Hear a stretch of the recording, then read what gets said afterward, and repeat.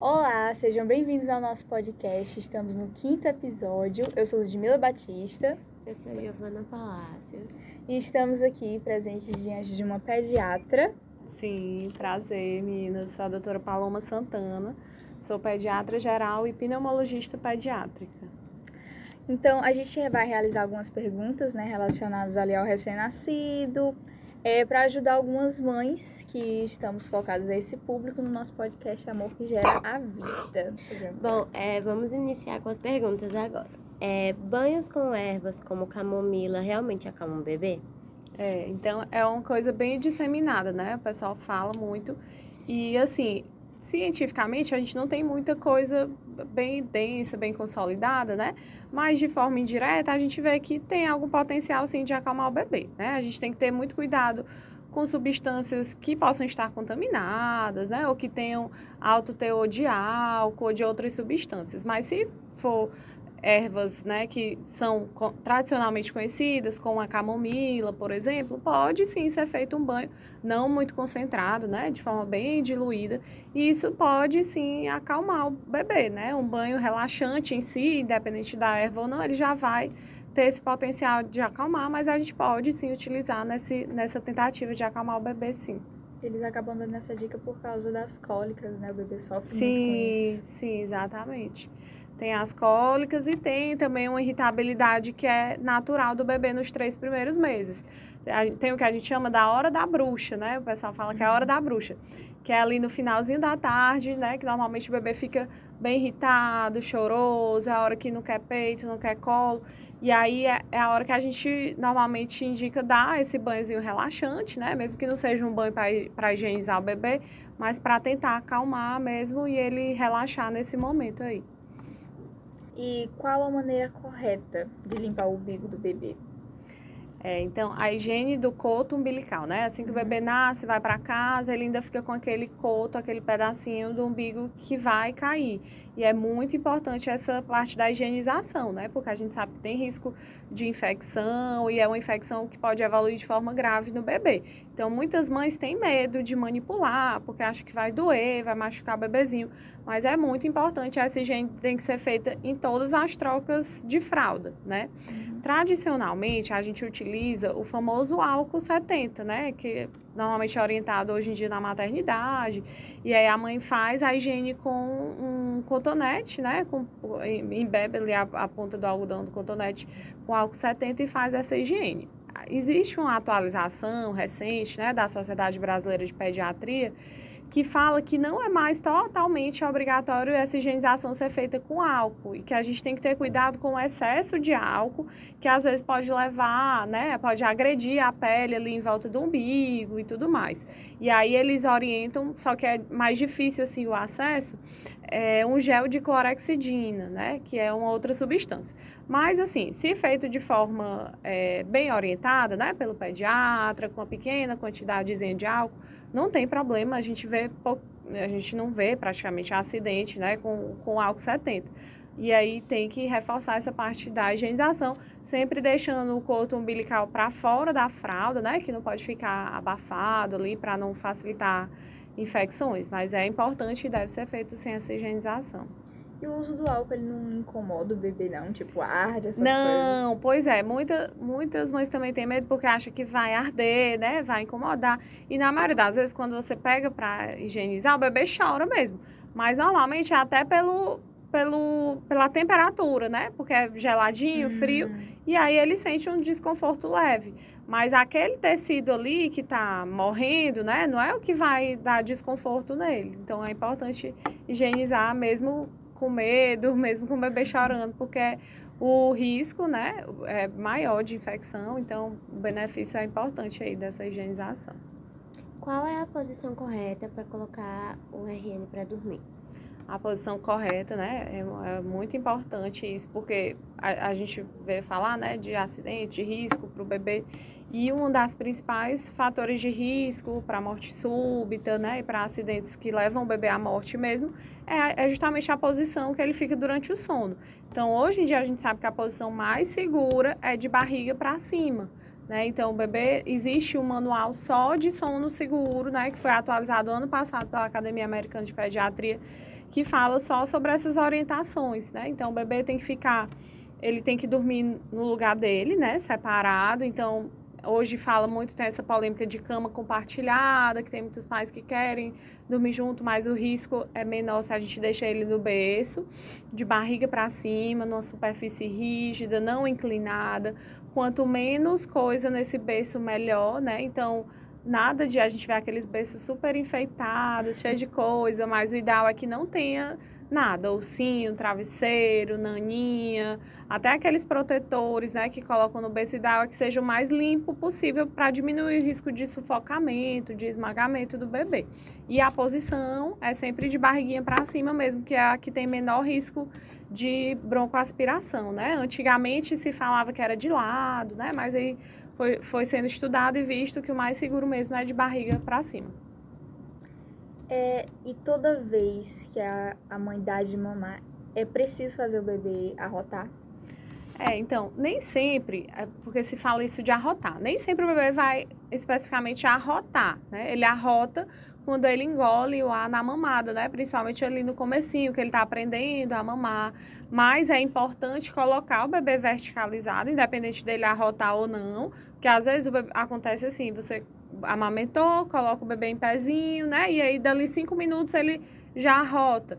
Mas aí você não deve já deitá-lo, né? A importância de deixar ele em pezinho é para o leite ir acomodando mesmo no estômago, porque a gente sabe que eles têm já uma regurgitação de forma fisiológica, né? Então, aquele leite tende a voltar de forma rápida se você deita ele imediatamente. E aí é que tem o risco de aspiração, né? Então, independente de arrotar ou não, o ideal é que fique 20, 30 minutos com o bebê em pezinho, né? Verticalizado, sempre depois da mamada. Tem posição correta, né? Porque como eles têm essa questão de regurgitar facilmente, eu acho que tem certa posição que vai fazer ele vomitar em vez de só arrotar ou ficar quietinho, Isso, né? mas é só ele verticalizado mesmo, ele em pezinho, né? E sem forçar muito, deixar ele em pezinho ali um período depois da mamada.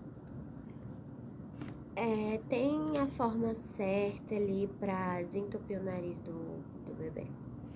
Hoje em dia se fala muito, né? Porque antigamente não era tão disseminado sobre a lavagem nasal, né? A lavagem nasal ela é recomendada desde os primeiros dias de vida do bebê. Não precisa obrigatoriamente ser aquela lavagem com grandes volumes de soro, né? A gente tem vários dispositivos para fazer lavagem nasal, e aí pode ser com uma quantidade menor de soro, se for com a seringa pode ser até com 1 ml de soro, né, no começo aí, nas primeiras semanas de vida, mas é a forma mais adequada, né, de desobstruir a narina do bebê. A narina do bebê é muito pequenininha, né, então qualquer produção de muco normal, independente de gripe, independente que ele adoeça ou não, ele vai produzir um muco para proteger esse nariz.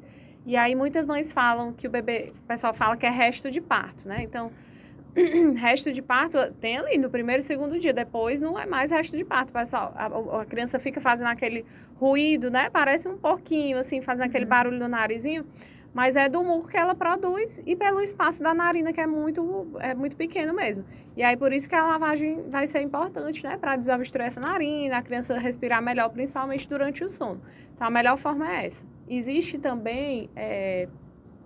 alguns dispositivos que aspiram o nariz do bebê, mas isso não é indicado de forma rotineira, porque às vezes faz traumatizar, demaciar, né, deixar mais inchadinho ali a narina do bebê. Então isso a gente usa em um último caso, naquele bebê que está muito cheio de secreção nasal, quando está doente mesmo, gripado, né, no dia a dia é só a lavagem mesmo.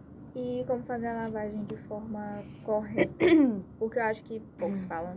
Eu ainda tenho muita dúvida, eu vejo na internet, mas... Sim, a lavagem, ela pode ser feita, né, já desde os primeiros dias com a seringa, como eu falei, a gente só tem que ter atenção ao volume, né, e aí dependendo da idade, do peso da criança, o pediatra vai indicar o volume. Então, no começo é mesmo 1 ml de cada lado, depois a gente aumenta para 3 ml de cada lado.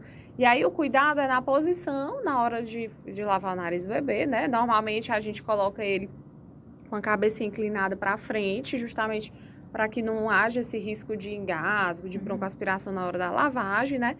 E aí mobiliza o bebê, pode até enrolar ele para ele não se movimentar muito, né? Segura a cabecinha e inclina ele bem para frente mesmo, para frente e para baixo, né? E aí faz de forma gentil, né? Porque a gente vê, às vezes, na internet aqueles vídeos daquelas lavagens bem bruscas, com alta pressão, aquilo ali não é recomendado. Então, é de forma gentil, lenta, né? De forma bem devagar. E tem outros dispositivos que já vêm, né? Como se fosse o sorinho, num jato contínuo, que podem ser usados também, que é um jato bem mais fraquinho, mas para o dia a dia, né? Para a higiene do dia a dia, pode ser utilizado também. Mas sempre nessa posição para evitar qualquer risco aí do bebê, né? E tem como identificar o que o bebê está sentindo por meio do choro? Existem várias descrições que tem tipos diferentes, um choro de cólica, um choro de fome, né? Assim, é difícil para a gente descrever como é que é cada choro. Mas, normalmente, a mãe vai conseguir identificar aos poucos, né? Ao longo do tempo. Então, normalmente, ou é porque tá com cocô, com xixi, ou porque tá com cólica. Normalmente, o choro de cólica, de forma específica, ele é bem chamativo, né? É um choro inconsolável, que a mãe faz tudo e a criança não melhora, ela se esgoela, é um choro bem mais intenso mesmo. Então, é um choro que é mais característico por ser difícil de consolar, que dura vários minutos, né? Dura muito tempo mesmo. Agora, os outros choros, realmente a mãe que vai conhecendo, né, individualmente cada bebê, mas existe, a maioria delas conseguem identificar. Mas pela questão da prática ali, né? Exatamente. Bom, quando o bebê ele consegue dormir bem durante o dia e ele passa a noite chorando, né? O que pode fazer para mudar esse hábito do bebê? É difícil, principalmente nos 3 primeiros meses, é essa história mesmo de que o bebê troca o dia pela noite, né? E aí a gente não tem como mudar esse padrão, é uma criança que ainda está se adaptando a esse mundo externo, né? O que a gente chama de esterogestação, ele acha que ainda está lá dentro do útero, tudo é muito incômodo para o bebê, não tem como a gente querer forçar uma rotina nesse começo, porque não adianta, eles não vão conseguir. Depois dos 3 meses a gente começa, né, a determinar horários e tudo, mas até lá é o bebê que vai determinar. E aí, infelizmente, não existe isso que muita gente acha. Não, eu vou deixar o bebê, vou segurar ele acordado durante o dia para que ele durma melhor durante a noite. Isso não vale para os primeiros meses, né? Isso é quando a criança já está grande mesmo. Então, ele precisa, sim, dormir bem durante o dia, né? Tirar os cochilos durante o dia para que ele consiga chegar relaxado também à noite, na madrugada, e dormir bem. O que ajuda, esse banhozinho relaxante, né, do fim da tarde, pode ajudar a criança a relaxar. Tem várias técnicas de relaxamento, de massagem, né, de óleos naturais que podem ser usados no bebê. Existe o que a gente chama de ruído branco, né, que são aqueles ruídos que tentam imitar o som que o bebê ouvia lá dentro da barriga da mãe. E aí, qualquer lugar que você jogar na internet, no YouTube, tem playlist, tem tudo com ruído branco, né? Que é aquele sonzinho que realmente parece, né, imitar o que o bebê ouvia na barriga da mãe, e aquilo ali faz ele relaxar. Existe uma coisa que é chamada de técnica dos 5 S's, né? Que são algumas manobras, entre aspas, assim, que ajudam o bebê a tentar relaxar. Um S é esse do som, né? Desse barulho, do ruído. O outro S é de suck, do bebê sugar, né? Então, a sucção faz com que o bebê relaxe, né? Seja na mama mesmo, né? Seja no seio da mãe, ou seja, colocar o dedinho com uma luva para o bebê sugar, aquilo ali faz ele relaxar. Não é recomendado chupeta, né? Não, chupeta não é recomendado, né? Então, apesar de acalmar o bebê, mas acaba que é um bico muito diferente do bico do seio materno e acaba atrapalhando a amamentação, né? Acaba tendo risco aí de desmame por conta do uso da chupeta. Então, no geral, não é recomendado. Que mais? Aí tem esse som, o sugar, né? A sucção. Tem a posição side de lado. Então, tem uma posiçãozinha que você coloca o bebê no colo deitado de lado, que aquilo ali acalma ele. O swing, que é a forma de balançar ele lentamente, que é mais ou menos também o movimento que ele tinha dentro da barriga da mãe, né? E aquilo ali acalma mais ou menos o bebê também. Então, assim, são algumas estratégias de tentativa. Fórmula mágica, infelizmente, não tem. E o bebê vai chorar bastante, né? Vai trocar o dia pela noite. Esse começo é bem difícil mesmo para as famílias, porque é um período de adaptação. E aí todo mundo fala, as mães sonham e esperam muito para completar 3 meses, porque todo mundo fala que tudo isso melhora depois dos 3 meses, mas é justamente porque esse período de adaptação e de amadurecimento do bebê, né? E bebês prematuros, eles têm desenvolvimento diferente? É necessário ali cuidar de uma forma mais especial? Sim, com certeza, né? Então, o prematuro é um bebê que ainda não estava pronto para nascer, né? Então, ele tem maturidade de todo o seu corpo, né? Do seu sistema neurológico. Então, ele tem um atraso já esperado no desenvolvimento, né?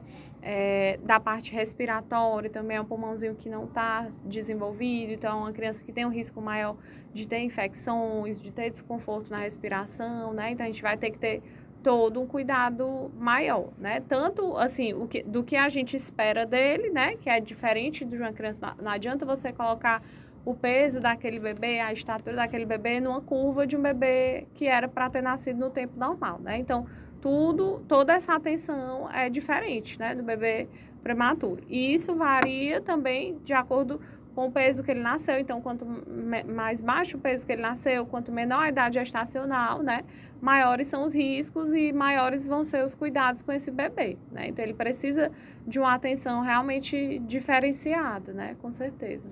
A partir ali de quantas semanas e meses, mais ou menos, é considerado ali prematuro ou que possivelmente vai ter um desenvolvimento diferente de um que nasceu nas quantidades de semanas corretas?